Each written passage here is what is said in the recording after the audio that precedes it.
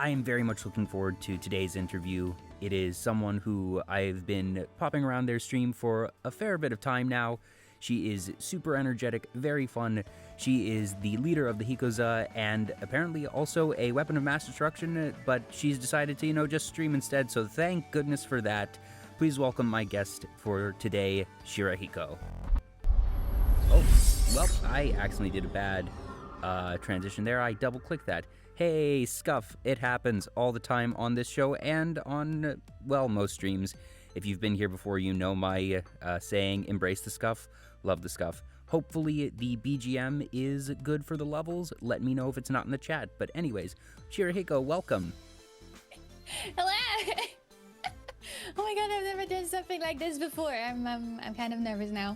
Even though I wasn't nervous earlier, but now I'm just really nervous. Don't worry. We're gonna have a good time, but I suppose for anyone who's tuning in who hasn't met you before, if you could let us know a little bit about yourself. First of all, hello for everyone who's here, and I know the Yakuza is here. I'm Shirahiko, and I stream video games. I like you already said, I am actually a weapon, but I'm a failure. And I think it's okay, so I stream. Sorry. It's okay. It's all good. Don't worry.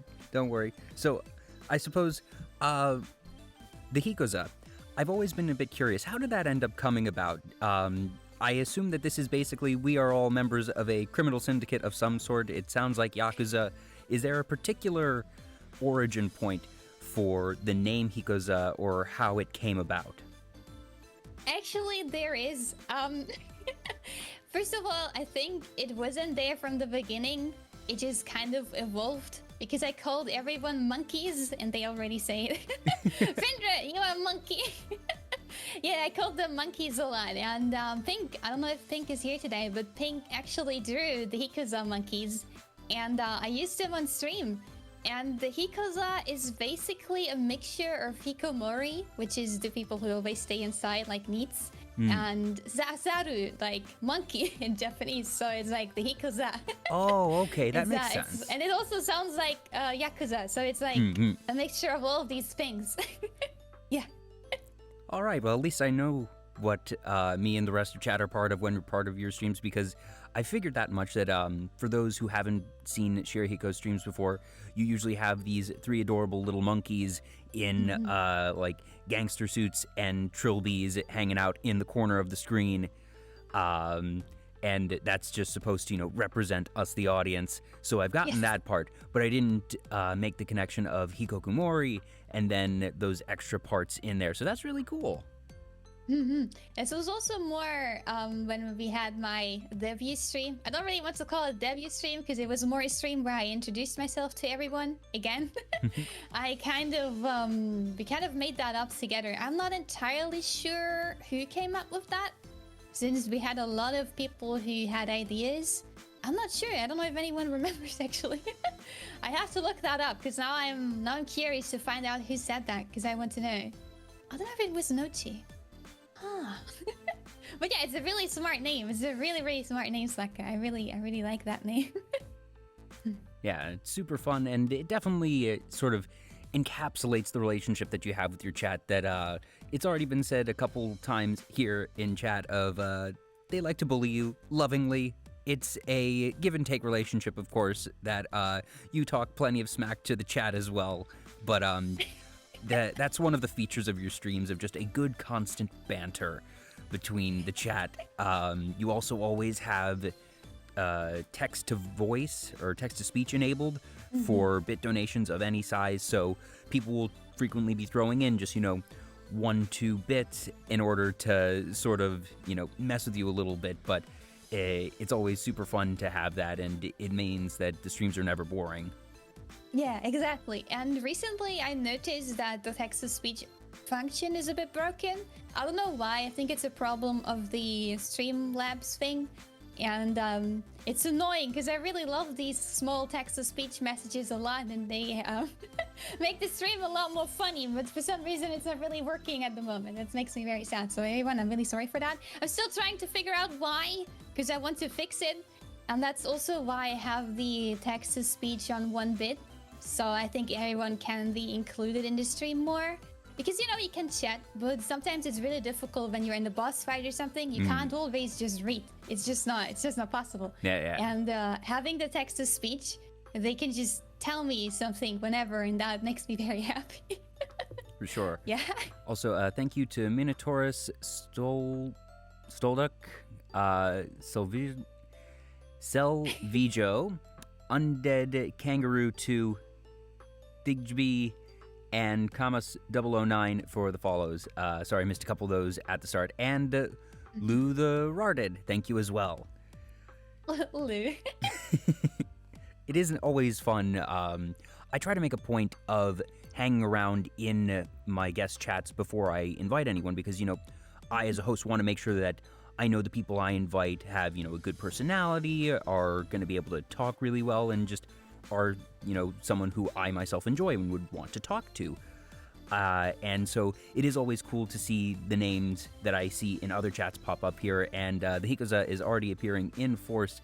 Thank you, Findre, and as I scroll through, Korewa Tabet for the follow. Hopefully I am not completely butchering these names. I'm pretty bad at them too, just like most streamers, and Batson as well.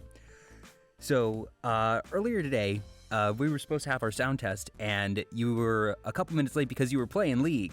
So, I don't actually know. Have you ever played League on stream before? I don't recall seeing you stream League, but maybe it's just that I've missed those particular streams. I've played League maybe once or twice with some people from the chat. But that was like ages ago. I think I played it at the very beginning, and I think Masta joined us, and Hope? No, not Hope. I think it was Jason. And I was bot lane with him. It's really weird. It's been ages. I don't play it anymore on stream. I played with Tabit off stream.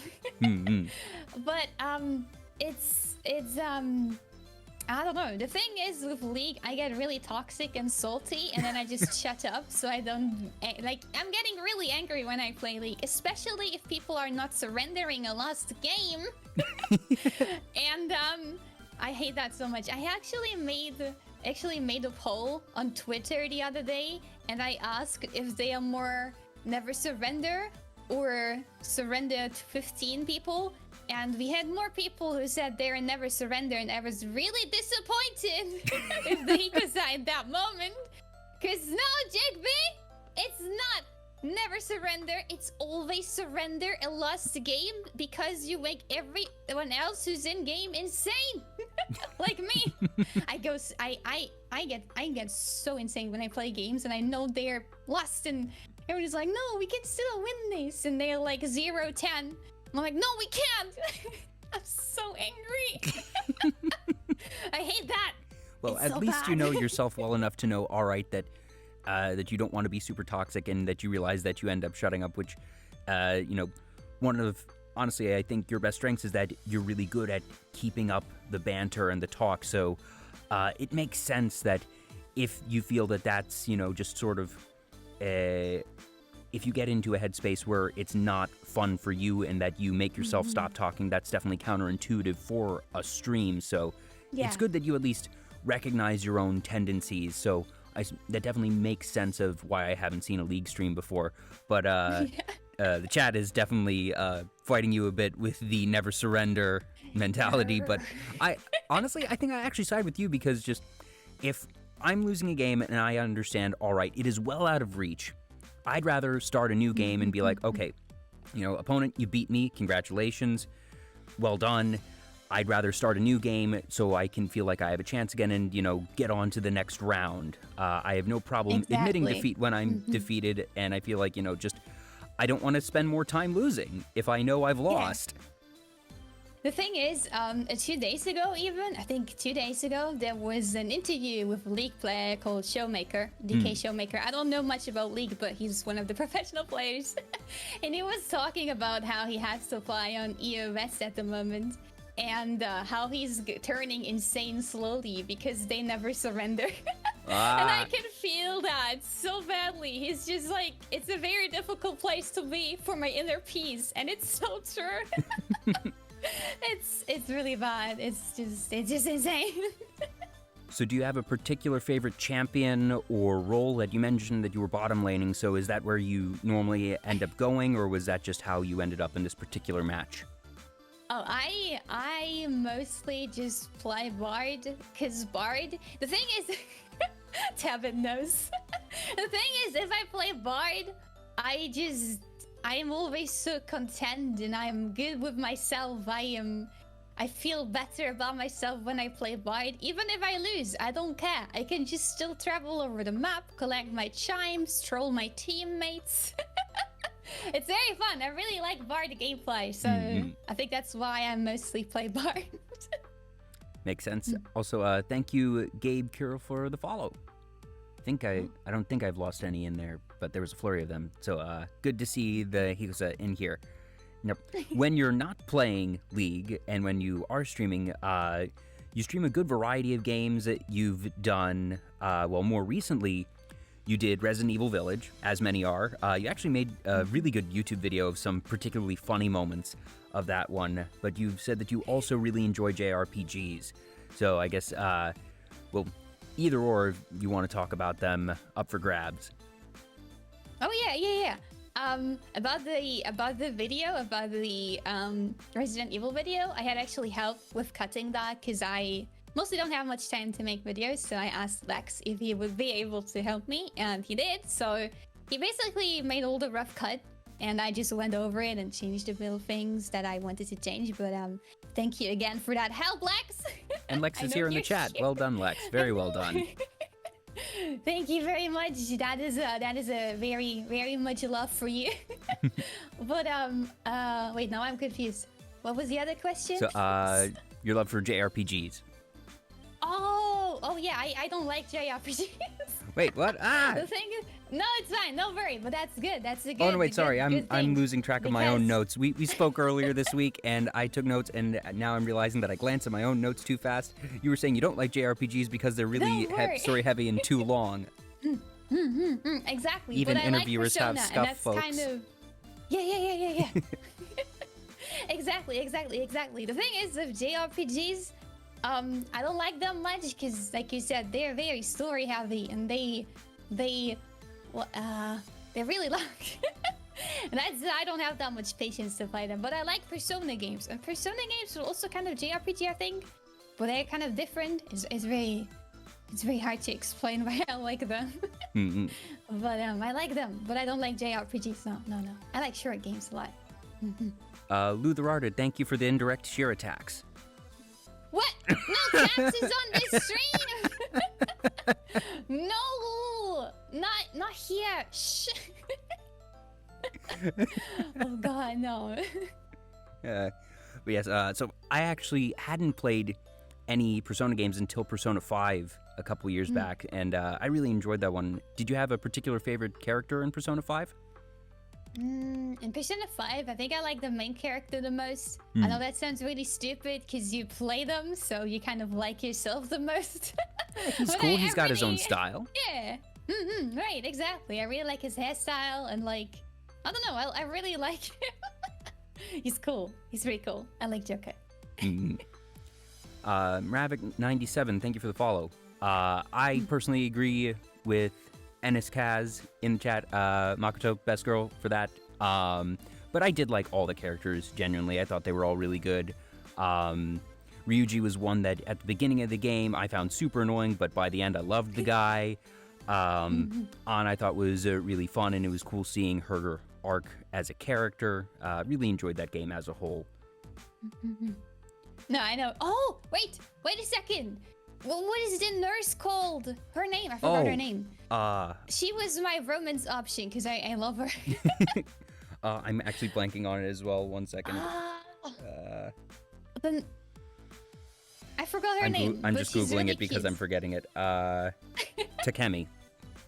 Oh, I love her so much. Yeah, the mummy nurse. She has like the haircut and like the goth thing going on. Yeah, and the very I love her. questionable medical practice where she runs experiments on you.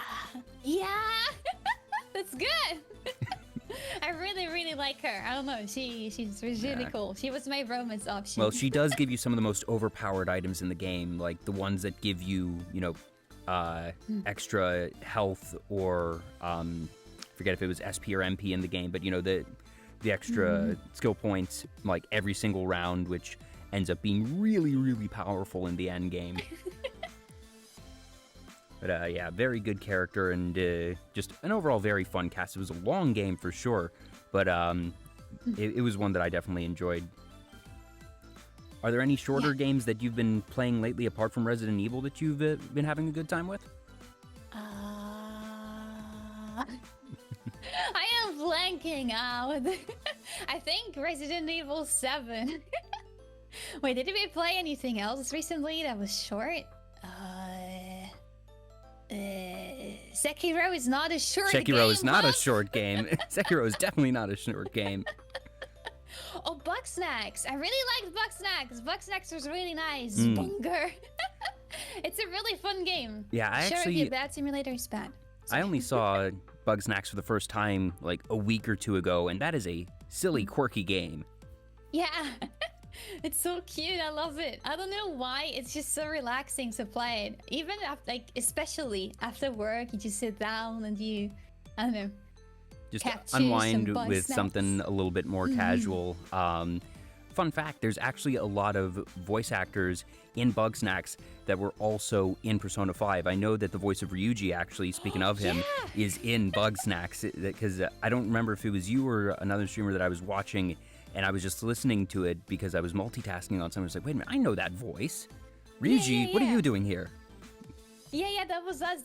I didn't know who it was. I just was like, man, this sounds like a Persona character. And then someone was like, no, wait, this is Ryuji. Yeah. I don't know. It was so familiar to me, that was. Oh, and Drain Boy brings up Ace Attorney. I think that might have actually been one of the first streams of yours that I saw because I'm a big Ace Attorney fan. So I tuned into that one because I don't actually see too many Ace Attorney streams. I really like Ace Attorney. Actually, I played the first 2 games off stream, but the third game I started playing on stream, and then I just forgot about it. Oops. It's really, I don't know, it just disappeared from my to playlist on stream. I might just play it someday by myself, I think. That's probably the best way to go with it now, because we're in the middle of it. Yeah. Do you have a favorite game in that series? Because there's a bunch of different cases. I think my favorite still ends up being from game 1, just the DL6 case. It is so iconic, and I think with good reason. I don't know what the DL6 case was, since it has been ages. That's the one with Edgeworth and Von Karma. The one with the 15 years ago case where it's Edgeworth's father. It's the big one at the end of the first game. Yeah. I really like these cases that are more overall story cases. Like, not just some random case that's on the side, but these, I don't know, overall story cases. Yeah, ones that like impact the main characters, really. Yeah, exactly. So, and I suppose one other big area for you is gacha games, that your Discord server is actually called Shirahiko's Gacha Cave. Oh. Yeah. The thing is, one of the first streams that I had was Coin Game. And we haven't played that in a while, and I really want to play it again, but last time I tried to, it didn't work. But that was one of the first games we played on stream, and that's not really a gacha game, but it's an arcade game, and it's also kind of gambling, so I thought it would kind of, I don't know, fit. But yeah, I play a lot of gacha games. Right now, I only play Arknights and Fate Go, because it's really hard to whale in more than one gacha game at once. For sure. Yeah, so that's kind of what I play right now. Anti-gacha play here? What are you doing? You're in the wrong place, Drain Boy. I'm joking, it's fine. You will change. Don't worry. We can make you one of us. You have the. It will happen. I remember there's a clip of you, and you actually included it in a recent video of Who is Shirahiko, of you saying, "We do not support gambling on this stream," while you're playing a slots game. Yeah, I was just playing the casino in Phantasy Star Online, and that was the stream. I love playing anything luck-based. The thing is, I don't even buy skins or anything in games. I would always buy the loot boxes, just because, you know... It's the thrill. It's gotcha. Yeah, right? You can get something good and something better, or you can get trash, and it's fun. Well, I suppose you did also, in a way, an IRL gacha/lootbox stream when you did a Pokemon card opening stream a couple weeks ago, where you just bought a box and you opened packs, but you also allowed viewers to purchase packs and be like, all right, so this, for example, is, I don't know, Drain Boy's pack. And then it would be opened up and that the cards were then sent to them. So that was a fun one. I also appreciated that you maintained the realism by having your chibi model operating the hands, quote unquote, with giant joysticks. Yeah. I thought that was very important. I don't know. I just thought that's really important to show you that, you know, somehow we have to operate these hands, and I wanted to give you some kind of behind-the-scenes look and how it looks when I operate these hands. Yes, deep fake hands. Yeah, exactly. Middle finger was working perfectly. Yes, we tested that on stream, and it was working perfectly. Well, of course, you always have to test your tech. That you never want things to go wrong. So, you know, you have to check each finger, make sure that they're flexing all right, and the middle finger is going to be among them. Yeah, right? That's really important. And now we even have an emote of that. Isn't that nice? But yeah, the Pokemon card stream was, it was something that I've always wanted to do, but I never really did, because I never knew if it would actually be interesting to open cards on stream. Oh man, there's a whole like YouTube category of just box openings, and same thing for streams. So I think there is absolutely the audience for that. I wasn't even aware of that. After I streamed, I noticed that has been a boom of these cards opening videos, unboxing, and I think people told me that they are really expensive right now because everyone is buying them to get money. Yeah, because basically... And I didn't know anything about that. Oh, it's a twofold thing, because one, people are sort of investing in the cards themselves, but also because it is such a popular thing for content creators. There is now also this new segment of the market that is really just buying it so they can have it for the openings, because it ends up being their livelihood, so they have to invest in the cards in that way to actually have the content to put out. And because of the pandemic, the production of cards has gone down a little bit, so it's caused this increase of demand while a decrease of supply is happening. And there have been a lot of different news articles about some of the chaos that it's caused. Some major retailers in the United States actually have stopped carrying Pokemon cards entirely because customers were getting too rowdy. What? I did not know about that. Yeah. That is insane. It's a little bit of a problem.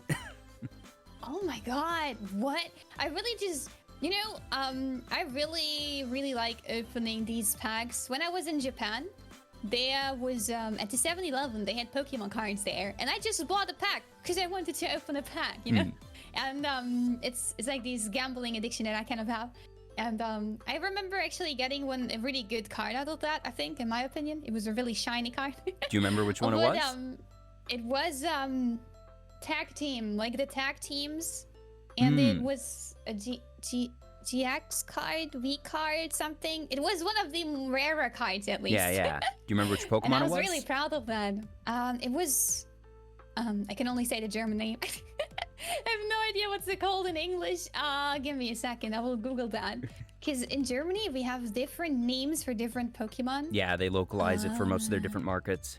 Yeah. It's called Venusaur. Oh, it was Venusaur and another Pokemon, and that was like a tag team card. Venusaur tag team. Venusaur. Yeah, there. It's Venusaur, and that one started Pokemon from the other generation. I don't know. It's really... I don't know the name of it. I'm sorry. It's all good. Kestrel Rocket, thank you for the follow. So I suppose, following up on that, do you have a favorite Pokemon of your own that, you know, whether or not you've opened it as a card, do you have a favorite?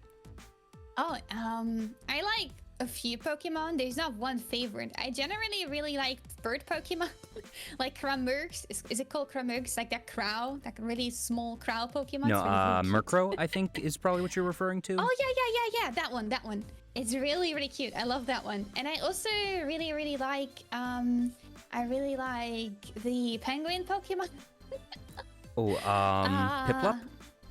Yeah, it's Piplup, but the highest evolution of it. Empoleon. That's right, yeah. Empoleon, yeah. Yeah, I remember really like that. I really like that. Yeah, you opened a really cool full art card of an Empoleon on the stream, I remember, and you were very excited about that. Yeah, I was so happy about that because I really, it was the starter that I have when I played the game. I just really like that Pokemon. And I also really like Rowlet. I have a Rowlet plush at home. Ooh, Rowlet's so great. So round. Yep. Round, dapper burb.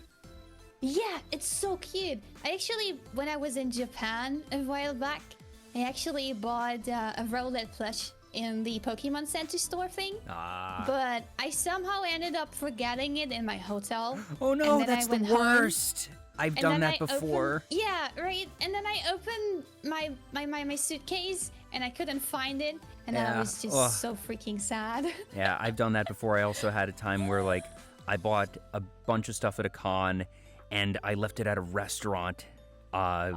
Just fortunately, it was only like 2 things, but it was 2 things that I really liked, and it's the worst. It's heartbreaking, but hopefully you'll be able to get yourself another Rowlet plushie sometime. It's like I actually have a new one, Zest, who's also sometimes on my stream, and we all know Zest and love Zest, and he also actually got me a new one. Oh, that was very nice. He ordered one. He's living with me, and we're like together and stuff. So I really like him. I don't know, and I think everyone likes him as well, right? Loves Zest. And he also sometimes cooks food for me, and yeah, it's you know, like normally there's like this idol thing going on with VTubers where it's like, no relationship, but I think that's really stupid because honestly, I don't think that's what streaming is about. Yeah, agreed. That is definitely a thing that sort of ended up as a holdover from idol culture, and since there's a lot of, you know, the bigger VTubers were originally modeled after idols, that part of the culture shifted in, but I think that fortunately we're moving away from that as VTubing gets bigger and more open and generalized. So I definitely agree that it is a silly thing, but I can see how we got to that point, but I'm glad that we're moving away from it.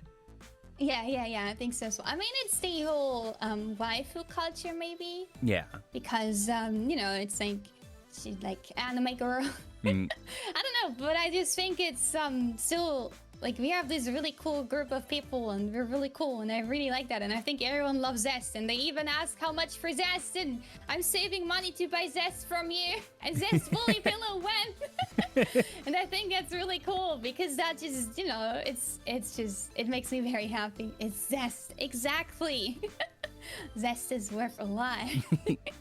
Yeah, it's always fun when you're able to get in just sort of, you know, side characters, for lack of a better term, and have them be just involved in, you know, a stream or lore or stuff like that. Then you even see it come in with big name ones like Hololive, that the managers themselves become sort of minor characters of, you know, we want to see Achan or, you know, the different managers from EN and stuff. So that's definitely something that I think people appreciate and enjoy regardless of where it is. And it's cool to see that you have your own in Zest. And then, and then we also have like Lou and Storm. It's really, I think what I really like about my streams and you guys is that we have this own thing going on with the, I don't know, we just do whatever. And it's so hard to explain, like the Lou and Storm thing, and we have our memes and we have our whatever going on. And it's so much fun. I love that. I love the whole that you're married on stream, like, you know, that kind of thing, and Storm is the waifu, and we're building up Shirahiko lore here.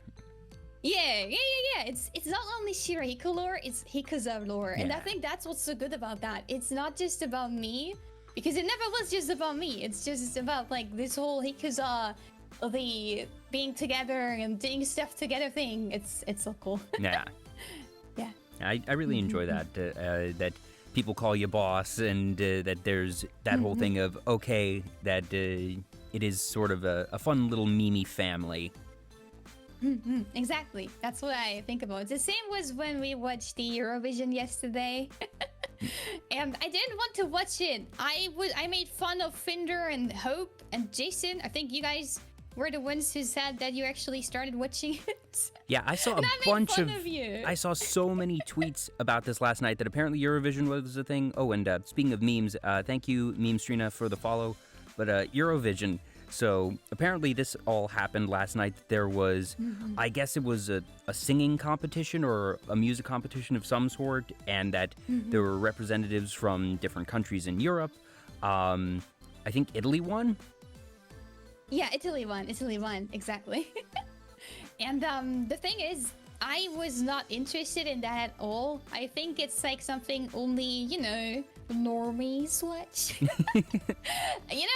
That sounds so stupid, but like, I didn't expect anyone to actually watch it on the server. I was so confused when I read about it. I was like, wait, you guys watch this stuff? And I made fun of them. And then I was like, yeah, let's just open the stream for the memes. And then I got invested. And then I was just as into it as the others. Well, it's always fun. And then I cheered it on. And Yeah. I was so hyped. It's always easier to get into something when you have people around you that are into it, because then you get swept up in the excitement and you feed off of their energy. And it's not just you sitting around being like, oh, I need to motivate myself to get invested in this. It's, you feed off of that and seeing, all right, everyone else is already into it, and that gets you just naturally more excited. Yeah. And then we also I think we all cheered for Italy to win, and that was the best part about it. Yeah. I think Jason even voted live. He was like, I voted 3 times. If they don't win, I'm gonna cry or something. And they won, so it was him who made them win. Yes, there was a lot of Italy love on my timeline last night. They were pretty cool. They did rock and roll stuff. It was really cool. Oh, that's cool. Do you have a particular type of music that you enjoy listening to when you're, not streaming? Honestly, I like a lot of things. I really like rock. I really like metal, but I also like electronic stuff and some rap. And I would say if the song is good, it's good. It's not really a genre or anything. It's just if I enjoy the song, I enjoy the song. Yeah, totally any fair. genre, really. Yeah. Jason met his yearly quota of messages during Eurovision.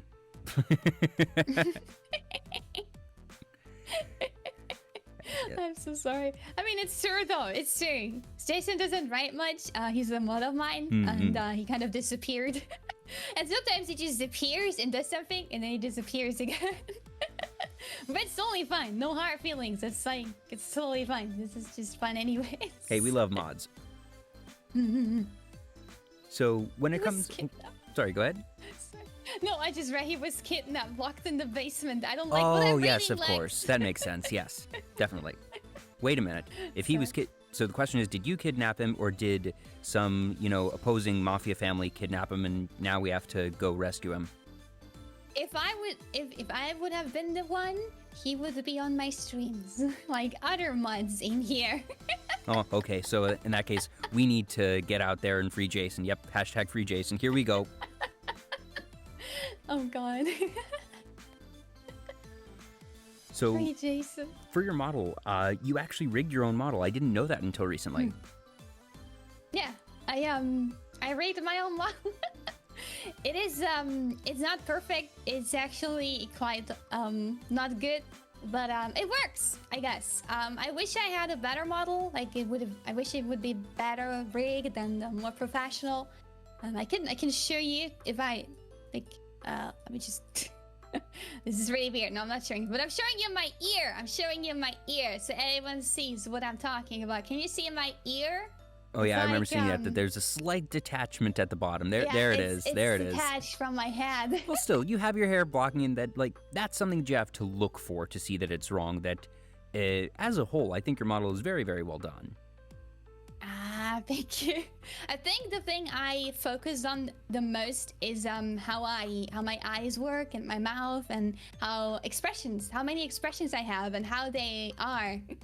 Like how my eyebrows move, how my eyes go more big and open small. when I'm shocked, and how my pupils move, and like all of this stuff, how my mouth opens. Like I know a lot of VTubers have more detailed mouth movements, but I think for me, it's good the way it is.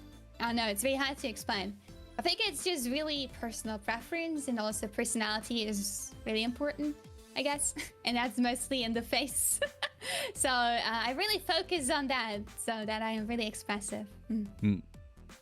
Yeah, and yeah. I think that ended up coming out really well. And you also have multiple models, as those who frequent your streams know. Yeah, I am. I can also be very small. Wait, give me a second. Let me just There we go. This is the other model. This is when I'm small. It's not it's when the lore behind this is, I don't know if all of you know, as you can see, I do not have a nose patch on right now. It's gone. And the idea behind this is that I take off my nose patch, and this is my true form, this is my true power. And now I am in full power mode, and in full power mode, I can actually use my fighting and battle suit, which is this. Yes. And I can only use it in this form. The thing is though, I don't always look like this when I am in full power. It's just mainly when I stream. It's really weird. When I don't stream, I suddenly can look normal when I have the power suit on. It's really, really weird. And people tell me I'm a fly because I'm small and I move around like this. But I'm not a fly. I'm a battle person, but I don't want to be in battle mode. I want to be normal. Yeah. Yeah, you actually have a video showing the transformation with some delightful Kirby background music. Yeah. I'm a sucker for Kirby in general, so I really enjoy that one. Very fun. And you mentioned to me that you actually do a lot of those videos on your own, that you really enjoy just sort of visual design and video design as a whole, even outside of VTubing. Exactly. I really like motion design stuff. I did all my design for my stream myself, and there will be more stuff coming soon for the stream, like new alerts and stuff, and new design, donation goal, and everything like fits together. And I really like to make these small short videos, and I mostly do them in After Effects because it's really fun to work in After Effects. And I like to do that. And I think having like this makes it so much easier because I can just film it from green screen. If I normally animated anime girls, I had to just do it manually all the time. But having me being able to move around like a normal person makes it so much easier to make these videos, and it makes me very, very happy. And that's why I have so much fun with it. So it's just easier, I think. Yeah. I really like doing that. So was that type of video production something that you enjoyed even before becoming a VTuber, or was it something that you discovered along the way? No, I did that before. Before I started the whole thing with VTubing, I actually made AMVs. I made anime music videos. Ooh. And I worked on them alone, and then I just collabed with Zest, because Zest also makes anime music videos. And I just collabed with him mostly and helped him out with his videos whenever he needed some help. And then I decided to start VTubing and use the skills for something else. Yeah. Yes. But you can still use tell your powers that I really for like even more AMV mayhem. stuff. Yeah. Because I always use music in my videos. Well, I suppose that actually brings up another really good question. So you used to make AMVs. What are some of your favorite anime? Hunter x Hunter. Which version? I never watched the old one.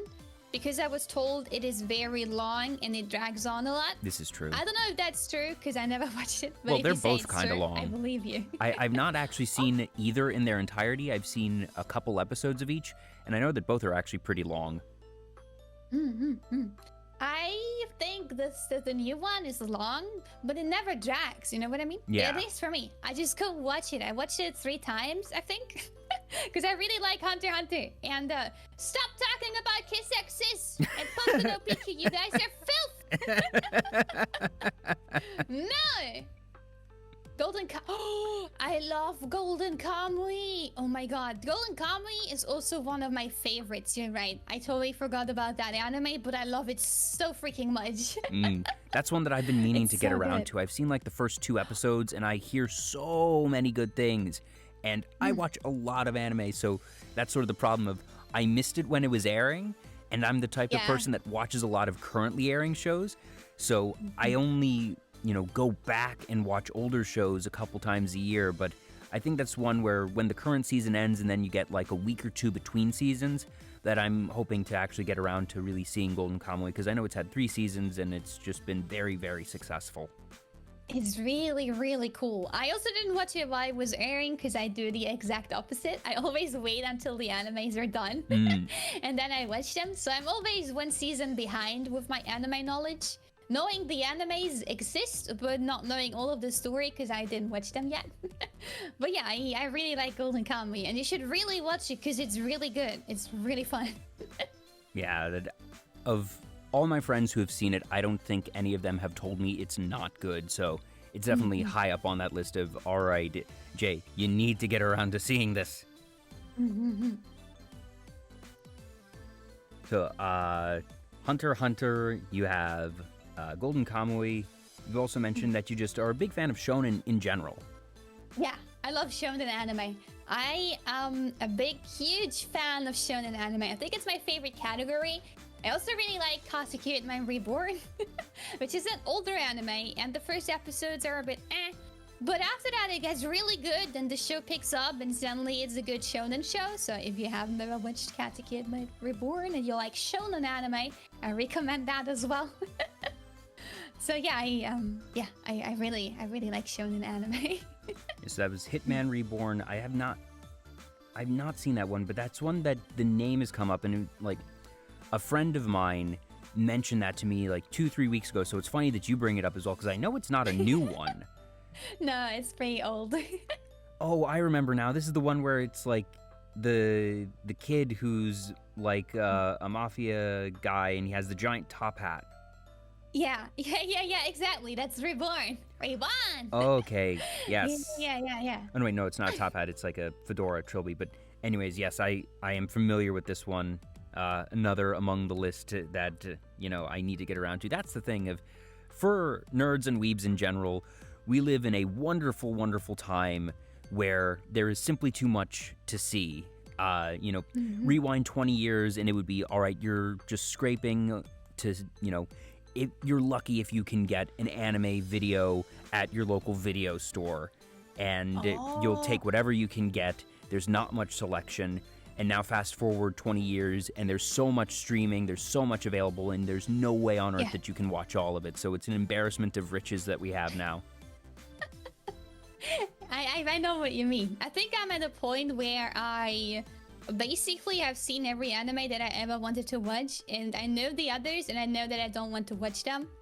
I'm at this point. I think I've seen a lot of anime, and all the anime I didn't watch, I don't want to watch. So I always wait for the new seasons. I watched way too many anime stuff. I also watched Conan. I watched all of Conan, and the Conan movies are also great. Wait, so you should watch the movies. Did you say you've seen all of Conan? Because you mentioned, I know that you like Conan, but you've seen all of it, you said? Yeah, I am. That's like 900 episodes. Yeah, it's still ongoing too. Yeah, it's longer than One Piece, I think, or if not longer than One Piece, it is, a close contender. Yeah, I mean, when I started watching it 4 years ago, there weren't that many episodes, and I was able to watch all of it in like 2 weeks. It's a really bad story because I think it was spring vacation. And in spring vacation, I was like, how about I start watching Detective Conan? And I don't remember doing anything else than watching that show, eating, and sleeping within 2 weeks. Oh my goodness. Now, I have done nothing. I've done that before, not for 2 weeks, but I've had, a weekend or so where just for 2-3 days that it's just, anime, eat, sleep. And honestly, those are so therapeutic. It's so nice to just really lose yourself in a show or a couple of shows and be able to, just vegetate, relax, and take in a good story. So I can definitely sympathize with that. I think the craziest one that I ever did was I watched all of Haruhi Suzumiya's Endless Eight in one day, and that was a thing. Oh my god. There's a lot of episodes though. How many are these? Wait, what is that? So it's 8 episodes. It's only 8. But the thing about the Endless Eight is that it's the same episode 8 times over because they're stuck in a time loop. So yeah, right. Oh no. And the thing is, the animations are different, that it's not just the exact same thing played 8 times over, that the artist did 8 episodes worth of work, that they have different outfits every time, there's different camera angles, there's, just slightly different dialogue, but in reality, it's the same thing 8 times over. Oh my god. Yeah. I'm glad I never really... Maybe that was the point where I dropped that anime. Yeah, well... Because I think I actually started watching it, but I know I stopped watching it. Maybe that was the reason why. Possibly. I do love The Melancholy of Haruhi Suzumiya, and I suggest watching it, that even if you skip most of the Endless Eight, that watch the rest of Haruhi because it's really good, and when it comes to Endless Eight, you can just watch episodes 1 and 8 and you're fine. Oh, because the other ones are not really that important. I might actually do that because I always kind of wanted to watch it, but then I knew that I didn't like it when I first watched it. So, yeah. And the rest of the series is very, very good in my opinion. I really enjoy it. I really like the characters. The soundtrack is great. It's just that particular arc that is infamous because it is, so repetitive, and I don't think any anime has ever actually done that before or since, with good reason. Yeah. That makes a lot of sense. and Haruhi is a crazy one. The thing about that series is it was actually broadcast out of order. Oh, really? Yeah. Wait, why? Because it's crazy. It is so crazy that it deliberately broadcast the episodes in the wrong order just to mess with the viewers and just because it is so weird. What? I didn't know that. What the heck? Yeah, if you watch it like on stream or if you buy the DVDs, they'll be done in order. But it is actually, when it was airing on TV, it did not go in order. So people had to sort of puzzle together and figure out what the heck's going on. Because one week you're going to have like the intro to a story, and the next week it's going to be a completely different one-off story. And then the third week you might be in the middle of something, and it was just wacky. What? Yeah. I never heard of that. That is insane. Yeah, another thing that series did that was just off the wall, and that's sort of why when the Endless Eight happened that people weren't as surprised, because the series already was doing dumb stuff. Now, one category of anime that you and I both do not like is sad anime. That we sort of, in our chat earlier this week, commiserated that I have not seen Your Lie in April because I know it's going to hurt me. And I totally know what you mean. It's the same for me. I would never watch it because, first of all, I know what's gonna happen because it's like when someone says that Darth Vader is Luke's dad or whatever. Because it's like one of these things everyone knows because it's just such a crazy anime that everyone has seen. But second of all, I know it's designed to make me cry, and I just can't have that. Like, I don't even want to fall in love with any character because I know it's gonna end bad. And the same I have with Plastic Memories or any other animes like that. The anime might be amazing, but I can't watch it. I can't. It's just not. I just can't watch it. Yeah, I don't like crying, that if it's one thing if it's a happy cry, if it's, cathartic and, it's a happy ending and that makes me feel good, but I understand why some people enjoy tragedy, and no offense to those who like it, it's just not for me. Exactly. I also watched a lot of sad animes, but I think at a certain point, I really like tragedy and animes that are not tragedy animes. As in, like for example, there is an anime and it's really funny. It's a comedy, and suddenly something emotional happens that makes me feel for the characters. That has so much more impact to me because it all seems good. Like this is a bad example, but I don't know if you have watched a lot of Scrubs. I really like that show. But Scrubs is there's the doctor show. It's not an anime. But I think this show is so ridiculous and funny. And then suddenly there's this one really sad episode and it's so out of place. But it just hits you. I don't know, it just gives you so much feels. Or the ending of the episode is just suddenly tragedy and you're like, oh my god, this is actually not really funny, this is really sad. And this stuff hits me way more and I enjoy that way more than sad anime. Sophine, by the way, thank you, Sophine, for the follow, and Artie-chan as well. Bamboozled is a good way to put it, of when you just, you think it's a happy, and then nope, it's actually a sad one, suckers! Yeah, exactly. Ooh, I want to eat your pancreas. That was it. I guess I'm okay with tragic movies. I'm not as okay with tragic series because I don't want to be feeling sad week in and week out for, 12, 24 episodes. But if it's just a 2-hour one, that's a bit more palatable for me. And I Want to Eat Your Pancreas is a really good movie, even if it's very sad. Yeah, I understand that as well. Because that movie, it's over and then it's done. Yeah. And the episode, you have so much time to spend with the characters as well. It's just, I think it's a whole different level. Yeah. Oh, Kimi no Maiwa, or Your Name. That one's not really a tragedy. That one's got a happy ending, that there's a lot of sad moments in there for sure, but ultimately it ends up in a good place. I really enjoy that movie as well. I don't know if you've seen Your Name. I haven't, but I'm also someone who always cries at happy. I cry at everything. I also cry at stuff that's like, these moments when everyone is happy, but someone had to make a sacrifice, but they're coming to terms with it, or anything like that. Just something that is even slightly emotional, I just cry. I also cry when animals die. We played Blair Witch Project. It's a horror game, and I cried at the ending because of an animal that died. Oh no! And it was so sad, and I actually cried even though it was a horror game, but it was really sad. And Tokyo Magnitude is really good. I also watched that, but I'm still depressed because of that. Yeah, that one's too heavy for me. I know what that one's about. Nope. You all can enjoy that one for me. Yeah. Oh, goodness. Yeah, I could talk anime all day, but I don't want to keep going and get people tired of it. But, yeah, so maybe we'll have to figure out, like Sophie said, watch party sometime. Silent Voice is also really good. Yeah.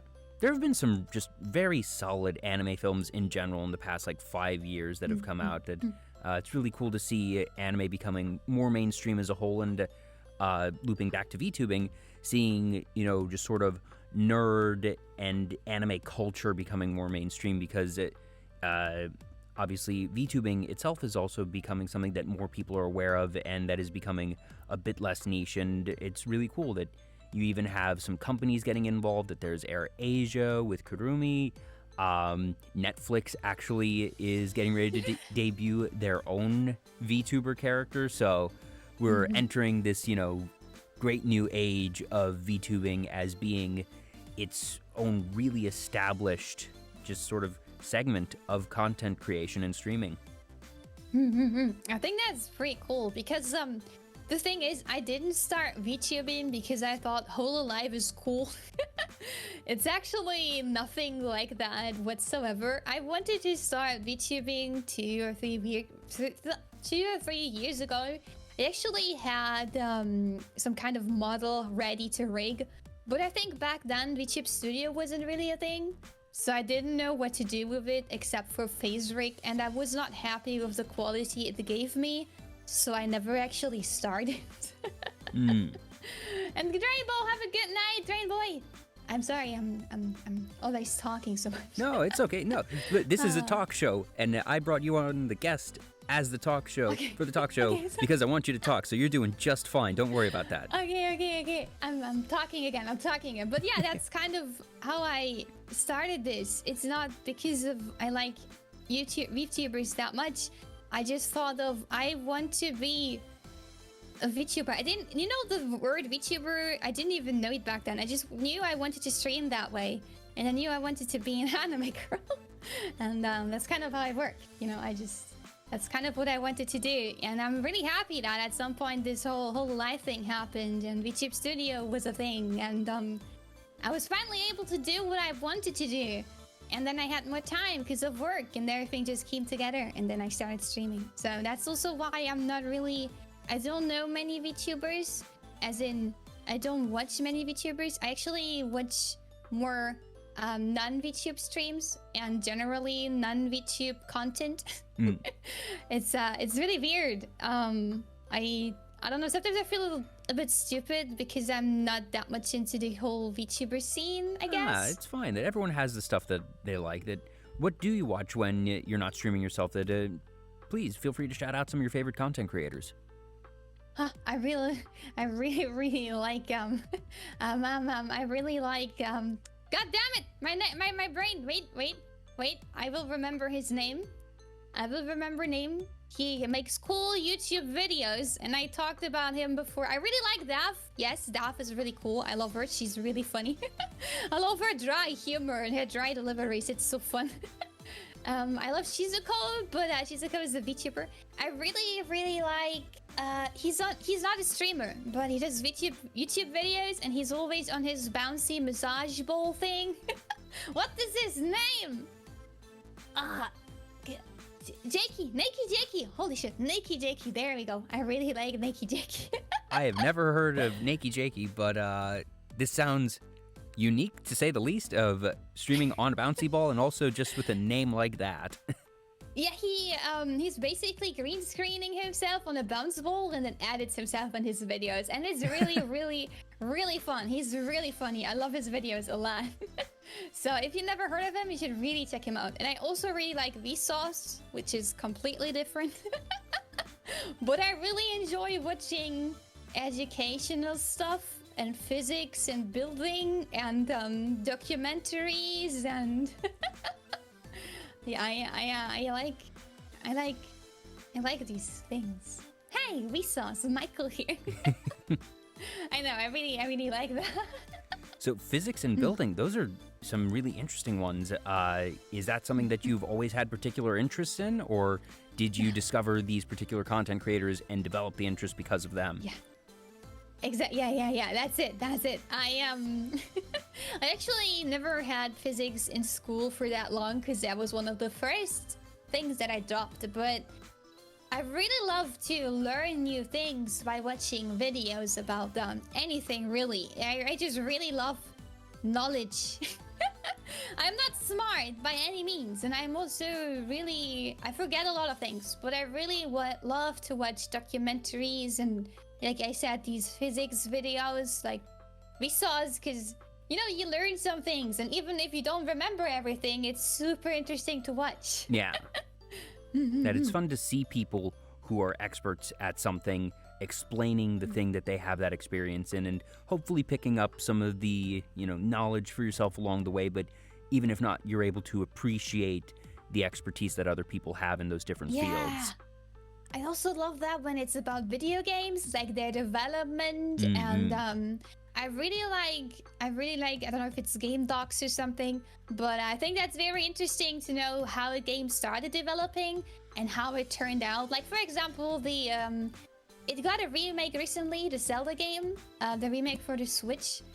I don't know which. Oh, well, there have been several that they did. Oh, yeah. Wind Waker. They've done. It was really a remake. Oh, Lynx Awakening. Yeah, Lynx Awakening. It was super interesting to find out that Lynx Awakening was actually just a game they made internal for themselves in the company and just reused assets from other games. That's why you see Goombas in there and like other things. And then somehow they decided to actually release it. I didn't know that. So, and that's super because interesting. Lynx Awakening was actually the first Zelda game I ever played because it was available on Game Boy, and I had a Game Boy before I owned a proper console. So that was the first one that I played, and I recognize that because like there's a chain chomp in there that's outside one of the houses, so I know exactly what you mean about all the reused assets. But I figured that was them just sort of, putting in jokes and whatnot. I didn't know that that was because it was internal. So you'll have to send me the link for that because now I kind of want to watch this documentary. Yeah, I will send it to you because I think it was also jokes, but like for themselves, kinda. So when they worked and then they stopped working and continued working on their fan game, kinda. It's super cute when you think of it. Like they just built this game and at some point it actually got released. I think that's very cute. Yeah, and that's really, I guess, something that only could happen back in the day. That with how much time and effort is put into game development nowadays, you can't really have those sort of, internal passion projects as much. That you hear about them every so often that, companies might have internal game jams that they use with the intent of creating concepts to become full games, but it's much rarer for something like that to, be made in what sounds like just spare time and then end up getting actually greenlit as a full release. But that's really cool. Yeah. I think that is extremely fun to know, and you just learn it and you're like, wow, it's so cool. Yeah, one of my favorite examples of just a game that was created from unusual circumstances. Are you familiar with a game called Desert Bus? No, I don't know that game. So Desert Bus is a game that was originally, it didn't actually get a normal release. It was going to be a mini game on a Sega CD release called Penn and Teller's Smoke and Mirrors. So Penn and Teller being a very famous magician duo. Yeah, they're still active today. The Penn and Teller are among some of the most famous stage magicians in the world, at the very least, the biggest ones in the United States. And way back in the day, so this was the 90s, there was an attorney general in the U.S. government. This was back in the day when people were blaming video games for a lot of violence and things. So this person said, we shouldn't be making video games that are, unrealistic and have all these guns and weapons and whatnot. We should make video games that properly reflect real life. And Penn and Teller took offense to this. They were like, that's the dumbest thing we've ever heard. Video games are supposed to be an escape. They're supposed to be fantasy. They're supposed to let us do things that we can't do in real life. They're supposed to be joyful, not something that is, just giving us what we already get in life, which can suck. So they created Desert Bus. And what you do in Desert Bus is you are driving from Tucson, Arizona to Las Vegas, Nevada in real time on a straight road. Really? This is a 8-hour trip. So you start driving and you have to hold down the gas, and the thing is the bus has a slight tilt. So you need to be steering the whole time, otherwise you're going to veer off the road. And you need to do this for 8 hours. If you stop the bus for more than a couple seconds, it overheats and you have to restart. If you go off the road, your bus breaks down and you have to restart. If you get from Tucson to Las Vegas in those 8 hours, you get 1 point. And then you do the return trip. What you have to do the return trip? And it just goes infinitely. Shit. That it is the most pointless game because they said, all right, fine. If you're going to say that we should make games more realistic, let us show you what a realistic game is. Let's make a truck driver game that just driving. And it became this meme of just being the most absurd, boring game ever.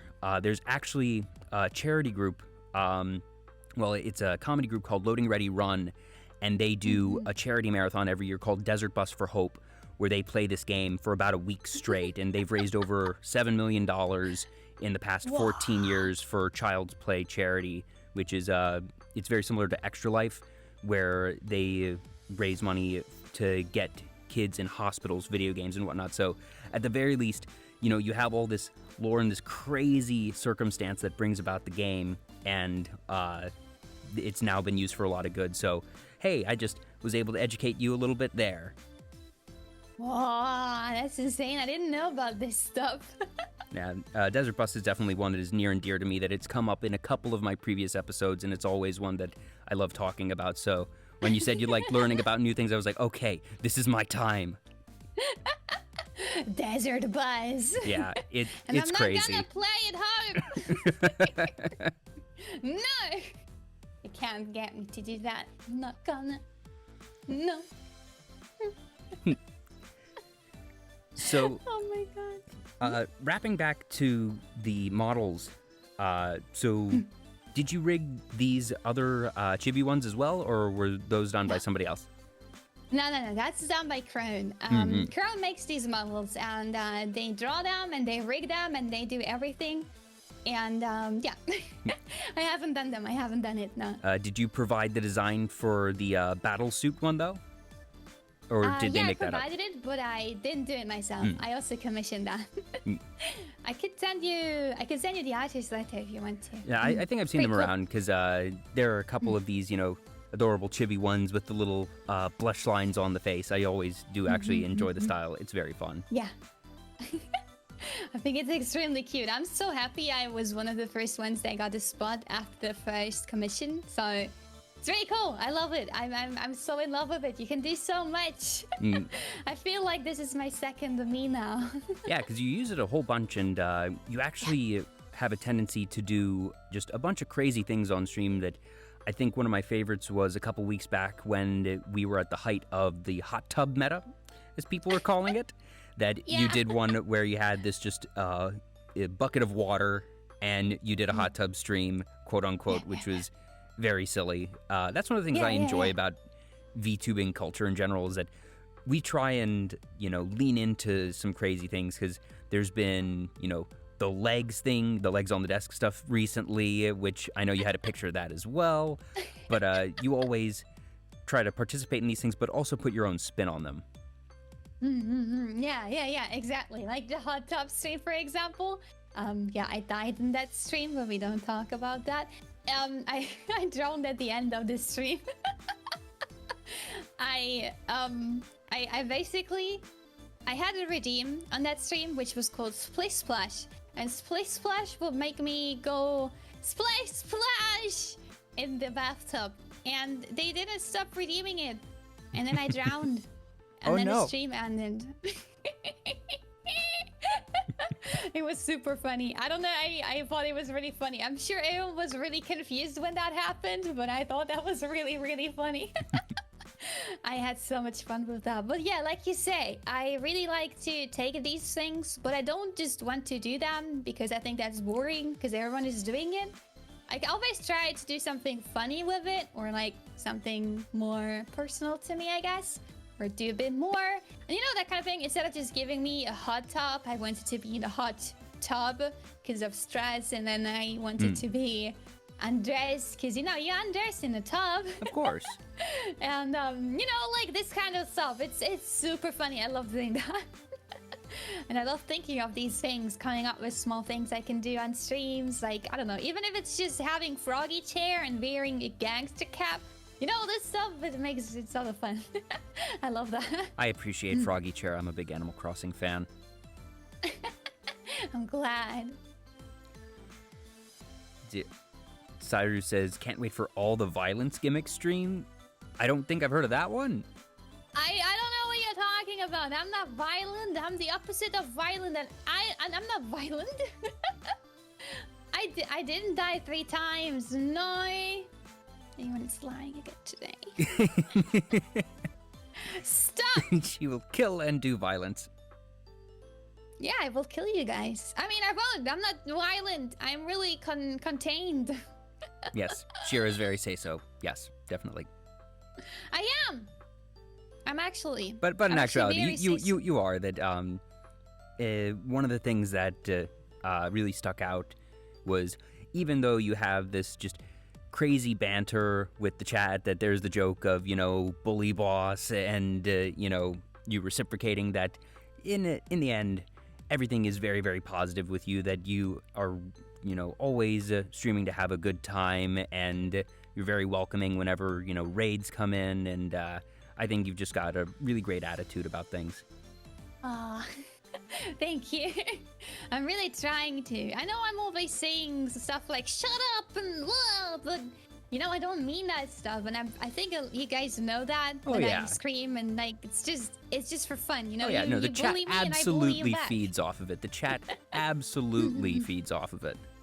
Yeah, exactly. And I think that's really fun. I love that. Oh yes, the Ara Ara arc. Yeah, the Ara Ara. I don't know. I don't think you know what Ara Ara is because you haven't been on the stream back then.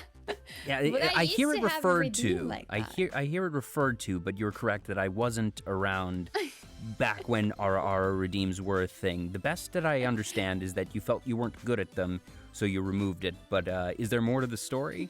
No. The thing is, actually, it was not Aura. It was different. It wasn't just Aura. I mean, I could show you what it is. I could show you what Aura is. Sure, if you're comfortable with it. I have to prepare it.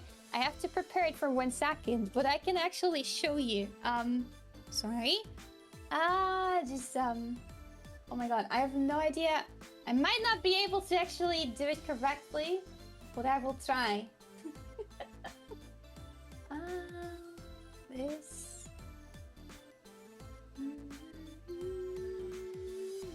Chad is very excited right now. I don't know. I don't know if it was this. I don't think so. I can't find it! It's fine if you don't have it. It's okay. Yeah, I can't find it right now. Cause I have a soundboard thing, but I don't know which one it was. But it was basically I could do it. I can do it without being in the right way. It's just I need to show you. Okay, there you go.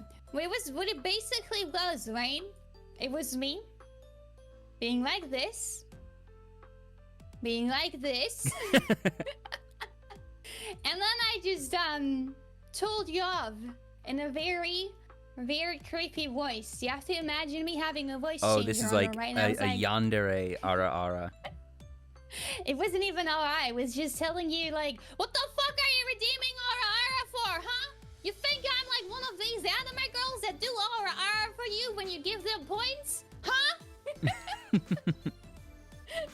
It was basically that. It's just, it was really fun, though. I love to do that. It was really fun.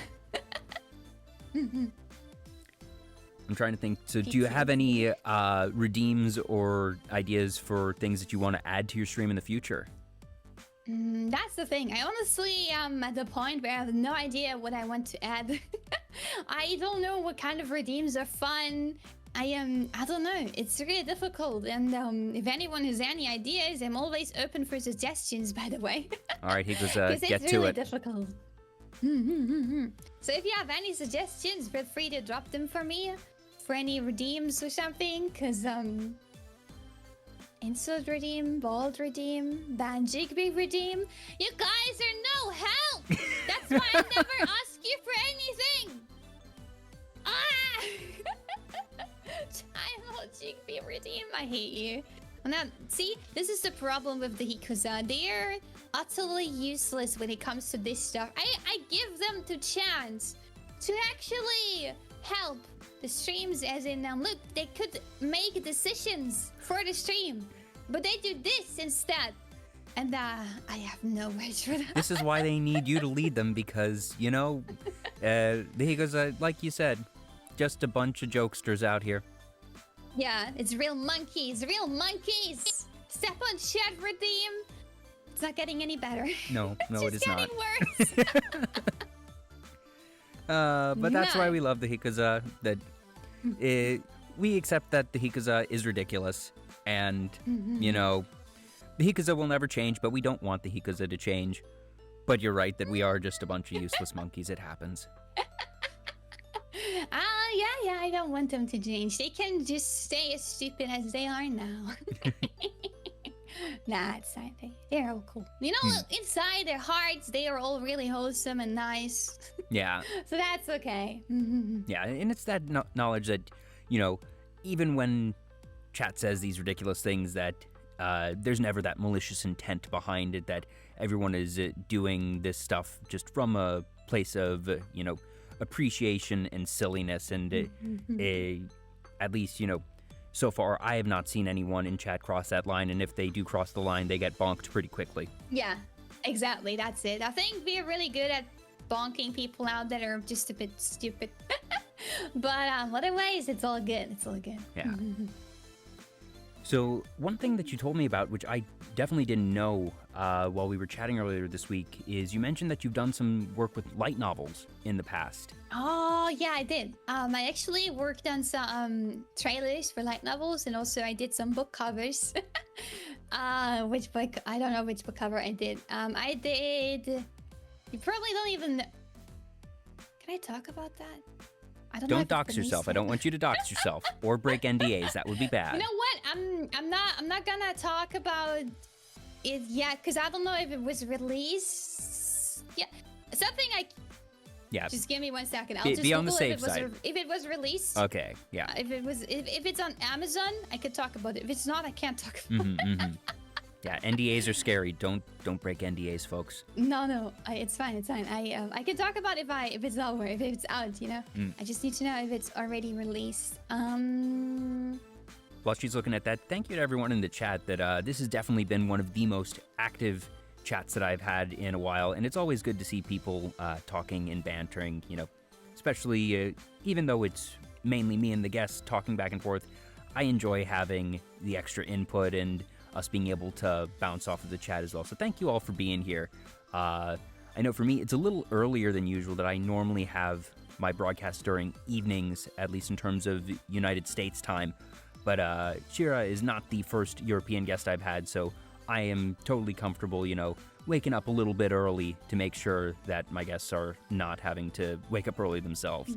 So, and thank you for being here again, Shira, that I've been really enjoying this so far. Hopefully you are too. I am. That's no problem. I think, you know, I really, I think it's really fun that you've been here on my streams for a while. And I thought, you know, why not? It's probably really fun, and I'm having a lot of fun. And I'm happy that so many of the Discuts are here and they are just, you know, hanging out with us. That's really, really cute. And oh my God, thanks for interviewing the boss. You're so cute. Yeah, it's noon for me right now, Slacker. Ah! Wait, what time? Sorry. It's noon for me right now. Oh. Okay, I can talk about it. Oh okay. Boy. I actually was about to make a trailer for Blandes for the manga, the English manga release. Oh wow. But the thing is though, I made the trailer, but it was never able to be shown because of time constraints and shit. So it was never really done, and it was never really shown. The same goes for, give me a second. I'm so bad with names of these things. The same goes for Is the Other a Rabbit? I also made a trailer for that, for the English manga, but yeah, it also wasn't able to be released. Oh wow, that's so cool. Because I've seen the animes for both of those. Both are just, you know, very cute, fun, wholesome series. And obviously, Blendes had the meme a year or two ago when it was, you know, the smile, sweet sister. And yeah, exactly. That was everywhere. And it was so funny because I had the raw files for the manga and stuff, and I felt so... It's so amazing when you have these high quality scan the assets and everything. Oh. Yeah, I had all the assets. When you have... It's so weird because you have to think about this is just, you know, it's just graphic design work kind of to have the cover, but someone has to do it, and there is a file for it. And just to open that file, and you're like, oh, wow, I have that. Forbidden knowledge. On my PC. And I am not allowed to share this file with anyone. I have power. I don't know. It's really cool. It feels really exclusive. I know it's work. It was work. So, but it's exciting being able to work on special things like that. I actually do work for a game developer, a mobile game developer, as my day job. So I'm familiar with that, and just, you know, having to hold to an NDA and be like, I can't talk about this game that we've been working on. You know, you need to have a secret, and just, you know, having, you know, the builds for testing and seeing things that aren't live yet. That it's an exciting feeling, and it's cool when you're able to do that for work and get paid for it. So I can definitely get that. Yeah, exactly. And then you have the when you know, I know I'm able to talk about it now because it already released, and then it's just so fun to look at and be like, oh, I helped with I don't that. know, I made that cover, or I worked on that, or I made the opening video, or I made the ending. I don't know. It's just like for example, with, I don't know if you know the visual novel called Newton and the Apple Tree. It's from Laplacian. I don't know if you're in visual novels, because visual novels are pretty niche by themselves. I obviously know of visual novels. I'm not familiar with Newton and the Apple Tree in particular, though.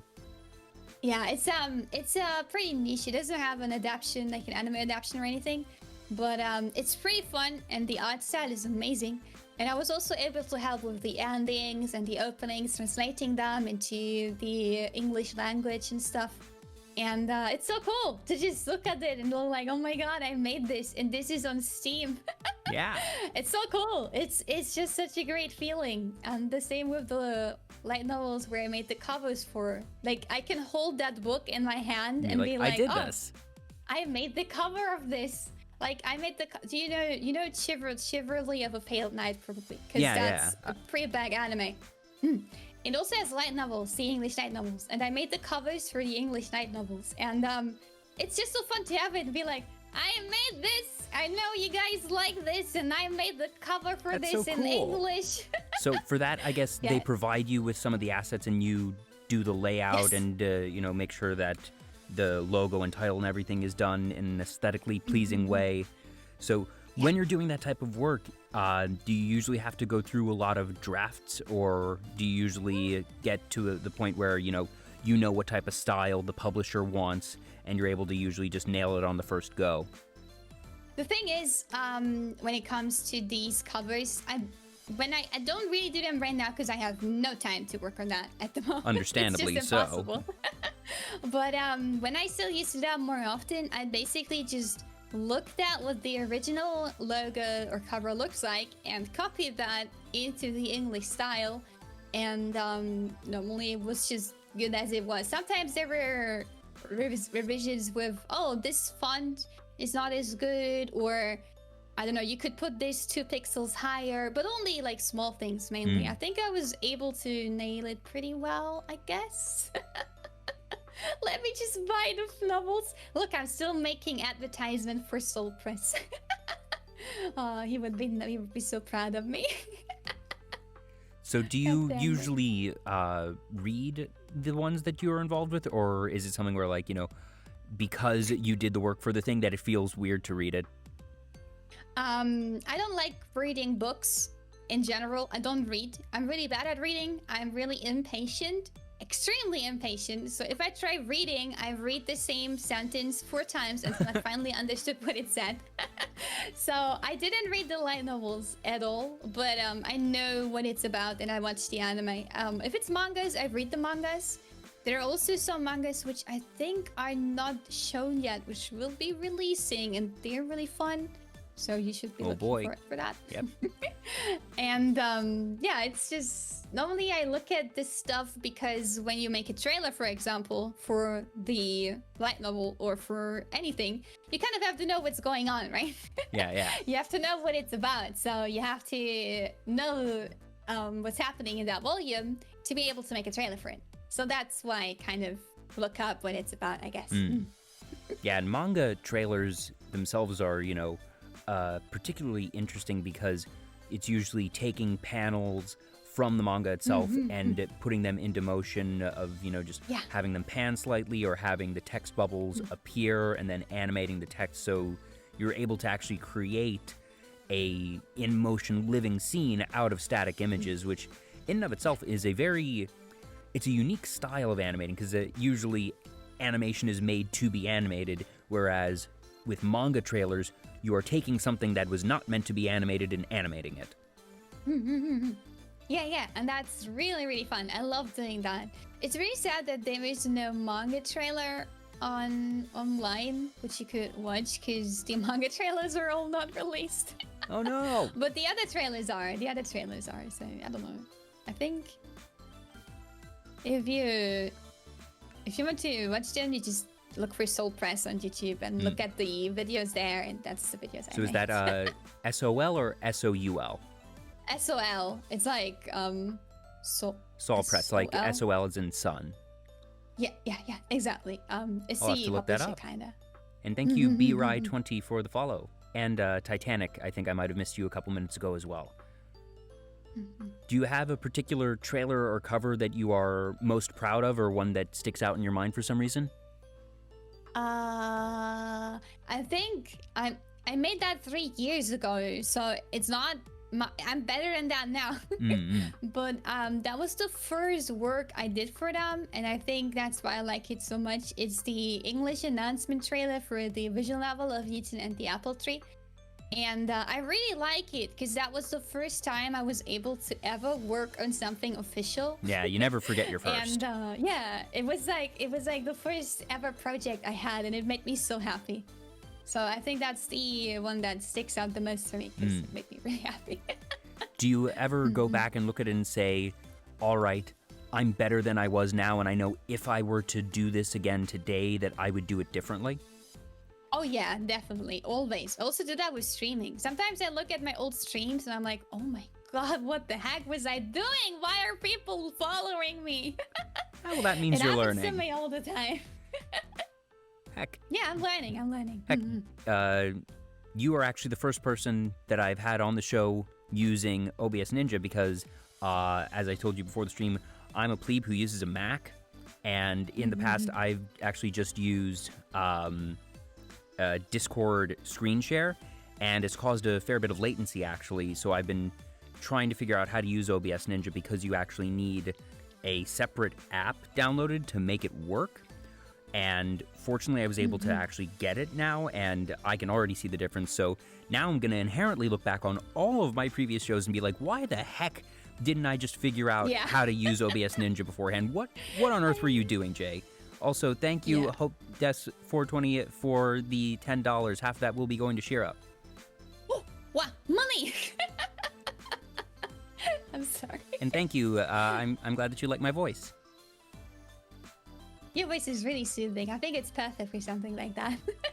Well, I'm glad people like it. That one thing I knew early on was I did not want to be a VTuber myself. That I knew that I wasn't going to be able to provide any unique content and do something that hadn't been done before in terms of streaming. But I like to think that I'm pretty good at talking and asking questions, and I certainly know that I'm not the only VTuber interviewer out there. But I realized, all right, there's not a ton of VTuber interviewers, so at least I can, give back to the community in that way. Plus, it lets me talk to the streamers that I really enjoy, so that's been just super cool along the way of I've been able to now have this is episode 19 of I've been able to actually have these good, proper conversations with streamers that I myself enjoy anyways, and be able to share that with the community at large and make it so that hopefully more people can discover them as well.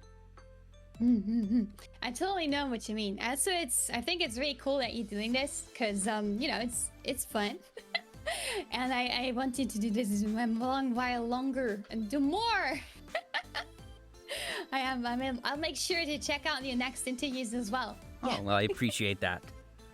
And it's fun for me to have these conversations, get to see the different communities, and like I said, I always hop around, so just because we're doing this now, don't think that I'm going to be disappearing from your chat. I will still absolutely be there and, chatting along. Plus, you're one of the streamers that airs usually when I'm working, so I usually have yours up in the background and I'm multitasking actually at work.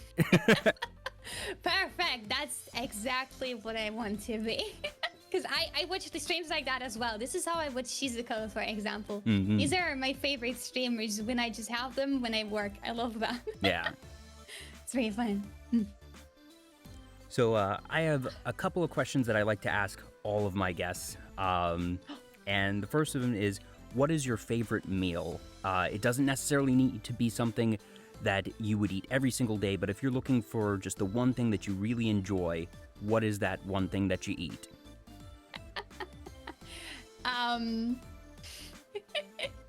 Burger. It's burger, yeah, it's burger. Do you have a particular place that you like to get your burgers from? Yeah, there is a really good place nearby. So is it like a local one, or is it part of a chain? Local. It's not a chain. It's not a chain. That's why I'm not saying name Okay, of gotcha. It, Yeah, no, I think the best it's burgers really I've had good. are, you know, those one-off mom and pop shops as well. I really love them. They have I really. Do you put egg on your burger? If there's the option, yes. Not many places offer egg on the burger, but I do enjoy it when it's an option. Yes, because I love egg on burger. It's so good. I love it so much. I always have cheeseburger with egg on it, and it's so great. And the place I'm ordering from doesn't even, like, the salad, they have a really mixed salad and it tastes really good. I just love the burger. It's a really good burger place. And the second favorite burger is McDonald's, but McDonald's for me isn't really a burger. It's more fast food. Yeah. So I really like McDonald's, but I wouldn't go to McDonald's if I want to eat a burger. It's like something completely different for me. Do you have your favorite thing from McDonald's? I really like Big Mac and Mac Chicken Classic, and I also really like the barbecue sauce and Mac Chicken. Chicken nuggets, sorry, chicken nuggets. Yes. Signy says at McDonald's sub to Shira. I'm assuming that was somebody doing a targeted gift sub. That was probably Cine themselves. Ah. And also Wendy's. God damn it. Gah. Pardon me, this is a Wendy's? Huh? Oh, sorry, it's a meme of just, pardon me, this is a Wendy's when people say, you know, ridiculous things. But anyways, so... Really? I did not know. Sorry, I'm a bad memer. It's okay. Bad meme. It's okay. What are memes? I don't know. Too busy I just know one thing. No, this is Patrick. No, this is Patrick. Exactly, that's what I know. These are my memes, boomer memes. I'm sorry. It's I'm all a good. boomer. Yep, Lex is there with the boomer just on time. Do you drink tea, coffee, both, or neither? I drink tea, but not regularly, and I don't like coffee. I only drink teas that are sweet, like strawberry tea. Or yeah, I really like strawberry tea, but I only drink it sometimes, not often. Yeah, I also don't care for coffee. I love the smell, but I hate the taste. It's too bitter for me. Yeah, I really don't like the taste as well. I like the ice cream, though. I think ice cream is very good. Oh, yeah, coffee ice cream, but tastes good. there's so much sugar in that it's not coffee anymore. Yeah. Yeah, That's true. Hope, G Fuel, yes. Hashtag not sponsored, hashtag please sponsor. G Fuel. Wait, what was GameFi addicted to? Wait, I forgot. Never mind. I forgot it. It doesn't matter. If anyone in the chat knows, because I'm not sure what it is either, but Bang! Yeah, he was addicted to Bang. Oh, It's okay, some yeah. kind of energy drink. Yeah, I know. I've heard of Bang. Haven't heard that name in a while. It's not a super big one, but I'm very familiar with Bang. I like Dr. Pepper. Ooh, I love Dr. Pepper. Dr. Pepper's good. Oh, yeah. All right, so I really love in that that. case, wrapping back to anime, have you seen Steins Gate? Yeah, I have. I have seen. I have seen it. Okay. I have seen Steins Gate. Now, did watching Steins Gate lead to your love to Dr. Pepper? No, it was actually not. I was just really surprised that it was in there. Yeah, I love that it's just this found it recurring really plot point, and you know, like in the English dub, the translation that was used, you know, it's to those with superior minds, it is nothing short of ambrosia. I forget what the exact phrasing was for the subtitles, but you know, just the fact that the character of Okabe is totally obsessed with Dr. Pepper. Yeah. For me, it started because I was on Gamescom in Cologne, and I think it was a league tournament, and they were sponsored by Dr. Pepper, I think. So they gave out Dr. Pepper for free on Gamescom, and at some point we just stood next to Dr. Pepper, I don't know, stand, and then we just drank Dr. Pepper the whole day. Hey, the sponsorship worked. Yeah, it did. I got addicted. It was really bad. Well, it was really tasty, so I guess it's good. Yep, yeah. And I guess the thing with Dr. Pepper is there's just, it's such a unique flavor that there's a lot of, different generic colas, but it has that, very particular set of tastes. So that's why it sticks out so much for so many people. Yeah, exactly. That's why I like it so much. Yeah. And I guess also with G Fuel, the fact that it is a meme now means that they've succeeded. That just, and you see that a lot with, even the ones that people don't necessarily take seriously, that Raid Shadow Legends, goodness knows that even if you don't play it, if you're in a nerdy community, you've probably seen at least one sponsored person by Raid Shadow Legends, and that means it's successful, that you're aware of it now. Because for, even if only one out of every 100 people actually installed the game, it still means that it's successful, and they just did a really good job of, all right, they took the approach of instead of, getting one really big sponsor, that they just did a bunch of small sponsors and supported small content creators. So good for them. Exactly. And the thing is, I actually work in marketing, so the influencer stuff is mostly awareness too. And we have some clients who are too stupid to understand what influencer marketing is. What a waste. And it's so bad because, it's not about selling. It's not about, you can't just say, oh, how many did we sell with that advertisement? Because that's not how this works. You can't measure it that much. It's mostly about awareness and everyone knowing about it. And then people buying it because people are talking about it. And that's yeah. No, I didn't know that marketing was your background. That's actually mine as well. That's what I have my degree in. So yeah, just the word of mouth is the biggest thing, because you can track, all right, how many people clicked through the link on the video, or how many people used this influencer's particular promo code. But then you have no way of knowing, all right, how many people that didn't click through or use the promo code talked about it, that like us right now, that we're value added for G Fuel and Raid Shadow Legends because we're talking about it. There's awareness, and the awareness keeps on spreading way past the initial sponsorship window. And it's such a difficult concept for people to really grasp, and especially in a data-driven environment like a lot of businesses are, where they have to be able to track something. You can't track word of mouth. It just can't be done. Yeah, it doesn't. And for some people, if you can't see it in the data, it doesn't exist, but that's not how things work. Yeah, I know what you mean. It's also the same with, we have a lot of old people, like old clients, and they also just don't understand social media. Yeah.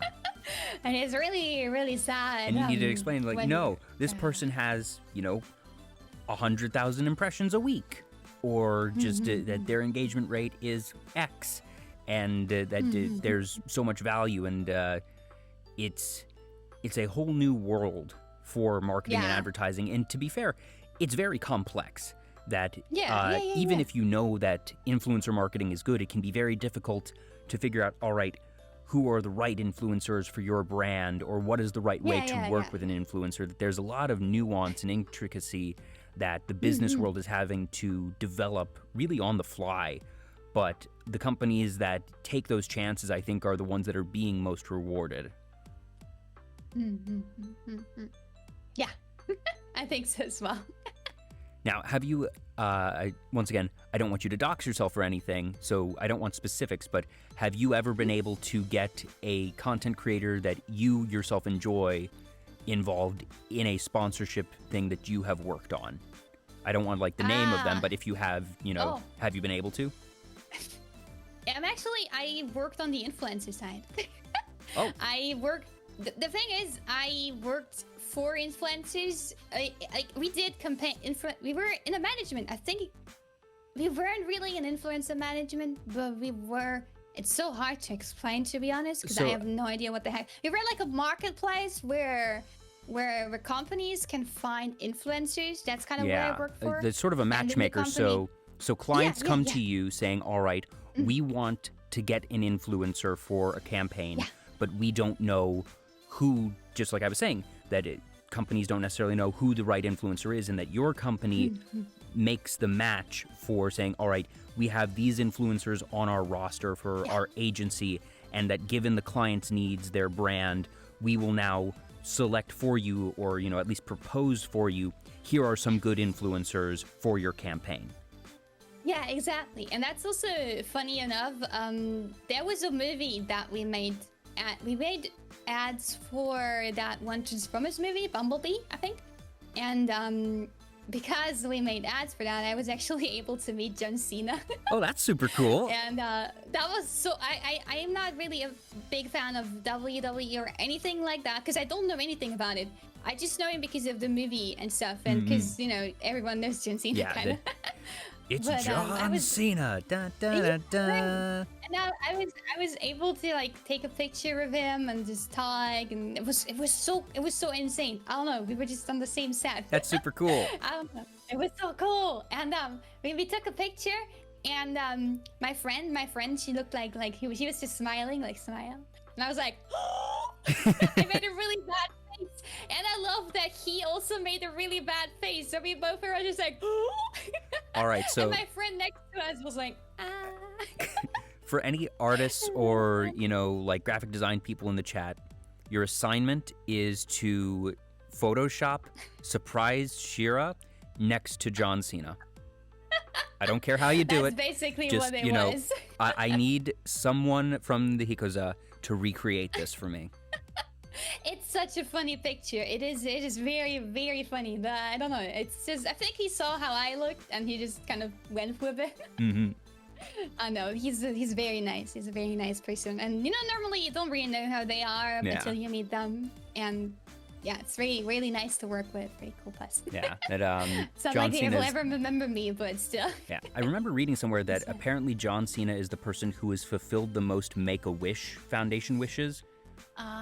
So, really? yeah, like, not aware of how he is as a person, but hey, you know, if you're doing that, that's good work. So, a lot of respect for the guy. I think so as well. I mean, even that, I don't know, he just seems like a nice person. Yeah. Now, so, once again, without doxing yourself, so you're working for this company that is effectively an influencer agency, I suppose. Oh, I'm not anymore. Sorry. That was my first job. Work. Is that something that you could see yourself doing again in the future, or is it, all right, I tried that and I enjoyed it then, but I don't think I'd want to do it again? I really like working with influencers, I think. I mean, the thing is, influencers are really... they don't really know what a weekend is. They don't know what... you know, they come to you at 11 p.m. expecting you to do something. Ooh, oh no. Not expecting you as in you have to do that now, but Yeah, expecting but that they're you just always like on, them. so they can sometimes assume that the agency is always on as well, which is not the case. Yeah, which is not the case. So you would be like, sorry, I can't right now. Yeah, Like, oh, ask yeah, me sorry, on no Monday problem. morning. Exactly. And that's okay because they understand Okay, most well of that's the good, time. as long as they understand.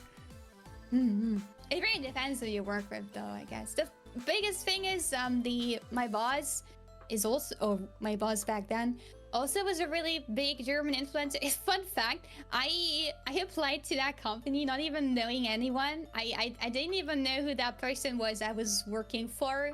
He's like one of he has, I don't know, 1 million subscribers on YouTube or something. And I didn't know him. I've never heard of him. And I just applied there and I was in that meeting and he was just sitting there. And for me, he was just like any other person. And I was just talking there. And then there was the editor as well. And we just talked about stuff. And it was so embarrassing when I had to tell them that I have no idea who the heck they are. There's a lot of influencers okay, I out there, guess. and just, you know, there are ones that you'll discover and it's like, oh, there's this person that I've never heard of before, and apparently they have 2 million subscribers. I didn't know that. Right. But I the can thing see is, how you that would know- be awkward in a meeting in person. Yeah, but the thing is, you know, when I applied to it, of course I didn't know that that person would be working there because that's not why I applied. Yeah. But I think that's probably also a reason why they took me, because I think if you know them as like who they are, maybe they don't want fans they to be don't want working there, people you know to what be, I mean? you know, like asking for autographs or for acting awkward. Yeah. And so while there's the Yeah. momentary awkwardness for you of, oops, I didn't know who you were, if you were aware of them, it has the risk of you being awkward with them forever. Yeah, exactly. I think what Sunny says is right. They wanted just the person who works there, and I really wanted that. It was my first ever editing job, and I'm so happy I was there. They were so nice. It was such a fun time. I had a really, really fun time there. That's super cool. I would do that again. I would go there again, but some things changed internally. Some people left, and it's not really what it is anymore. So I'm not gonna go back there. But things change. it was really fun. It was really fun. And I'm sure that a lot of the stuff that you learned there has come into play even now with VTubing. Oh yeah, I think so. Like video editing, for example. My videos aren't great, but I think I'm able to edit vlogs pretty good, which I never did. I never did a vlog. But I could. If I ever will want to make a vlog, I would be able to actually cut it. And I think some of the... I don't know if I... The thing is, I don't know if I'm good at like doing the influencer stuff, because I'm not an influencer. It's so weird. I don't even know. I don't know if I would say that. So, I don't know if I would. I don't know. I don't know if you are not an influencer at this point, boss. Am I an influencer? Am I influencing you guys? Do I have power? Do I have power I don't know about? I wish I had power. Can I make you do stuff? Yes? Oh boy, I'm stronger now. I am being influenced. You also say yes. Influencing to eat burger every day? That's not good. Influencing me to spend money? Oh my god, I'm so sorry. That's not what I plan to do. I want to go bold as well. I hate you guys. Too much power. She has too much power. But I would say that everything that I know, it's not a skill that I learned, but I'm still learning. Everything I do is something I do for the first time. I've never been in a streamer community myself as a viewer, because I never understood streaming before I did it myself. It sounds really weird. I've never been on Twitch before I started streaming, because I never understood why streaming is fun for people to watch. Then I started streaming, and suddenly I'm only on Twitch watching other streamers. Because I finally understood what streaming is about. Yeah. And it's so nice to just hang out with others and chat and be together with people. I guess that's kind of what streaming is for me right now, and it makes me very happy. So I like that I started that. Nah. So do you have any goals for 2021? I know we're almost halfway through the year, but is there anything that you want to accomplish, or some milestone you want to achieve before the year is out? I think one big milestone that I have is being accepted for partner. It sounds so stupid, but honestly, I think that is a when, not an if, and I think that you will be able to accomplish that goal. It's so difficult because I've been applying for 4 times and they always say no. And this time they actually said, oh yeah, let's just wait 4 more weeks, and if nothing changes and people still watch your streams, it's okay.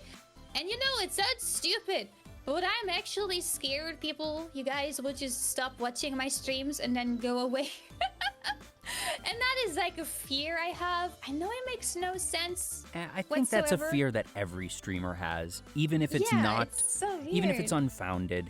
I think it's an understandable and natural fear, even if it's one that, you know, I'm pretty sure that everyone is gonna say in the chat that you don't need to worry about it. I don't know.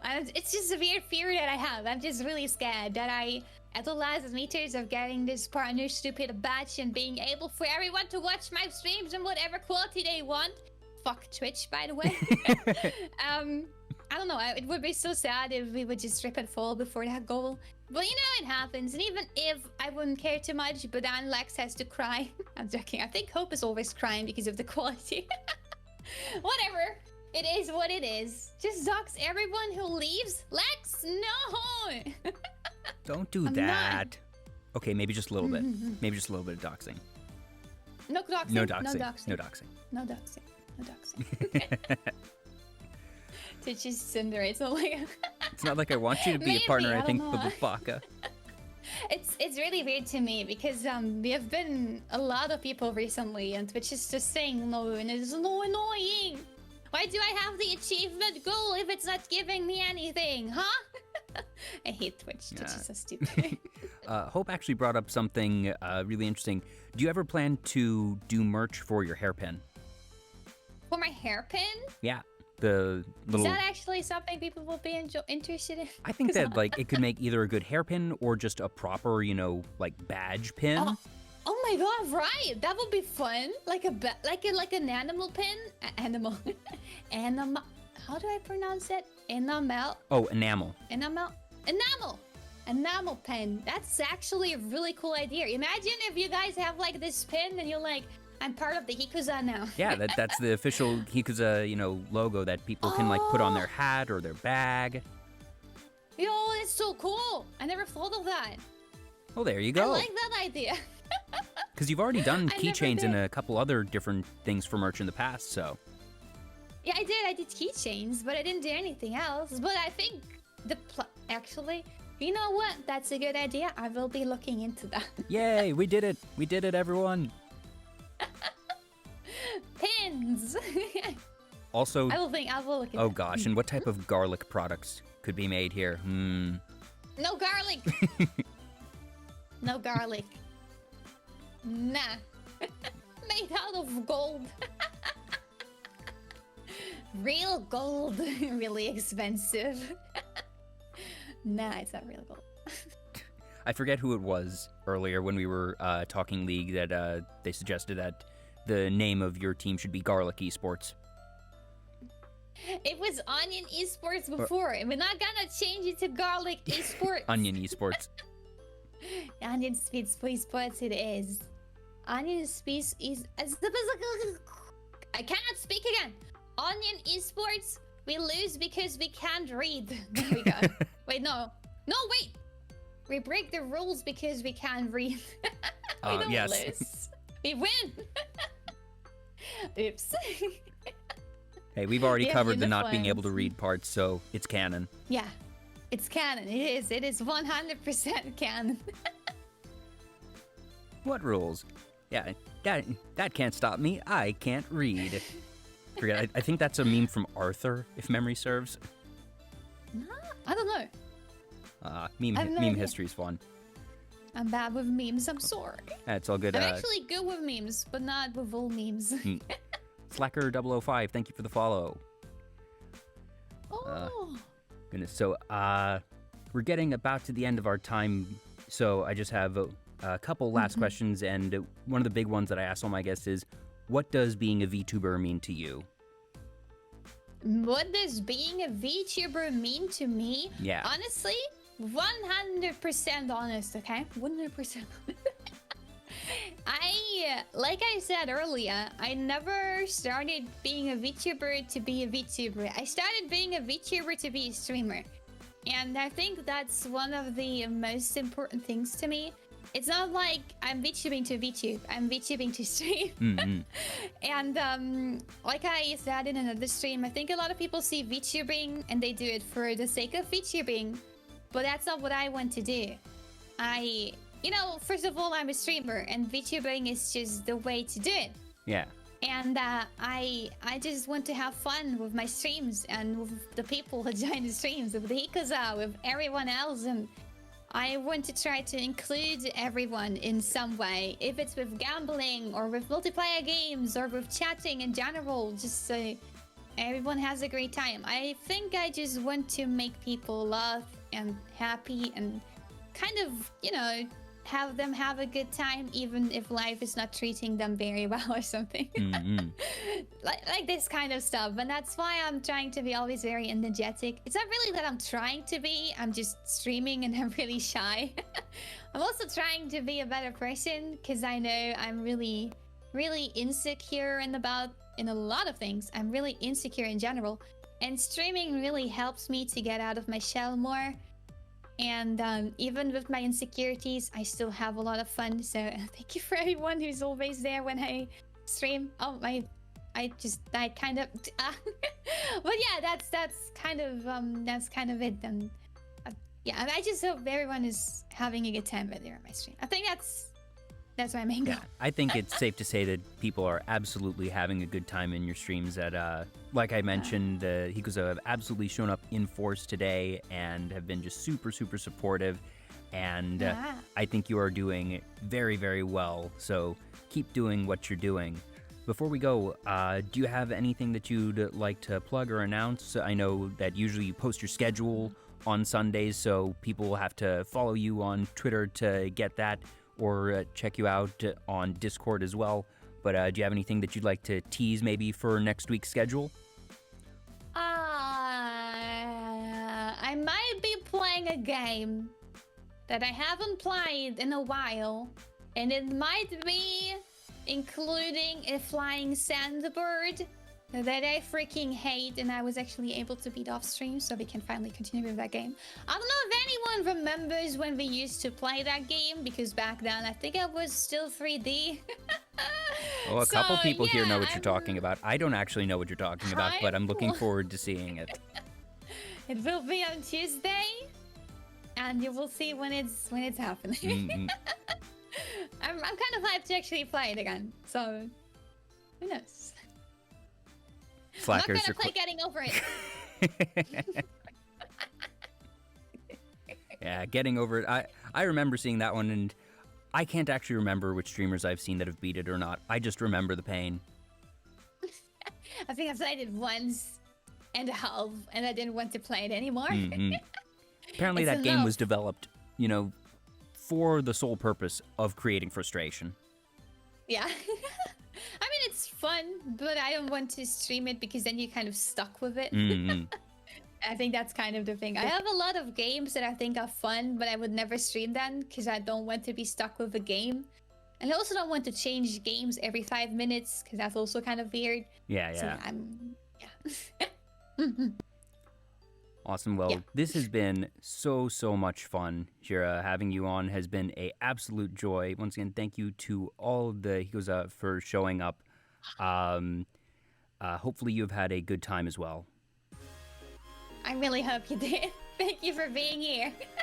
Awesome. Well, thank you again. This has been Vtuber Talk. I'm Jay. If you enjoyed, please do give me a follow here on Twitch and on Twitter as well to find out who I'll be interviewing next. Thank you all so much for tuning in, and we will see you next time. Bye-bye.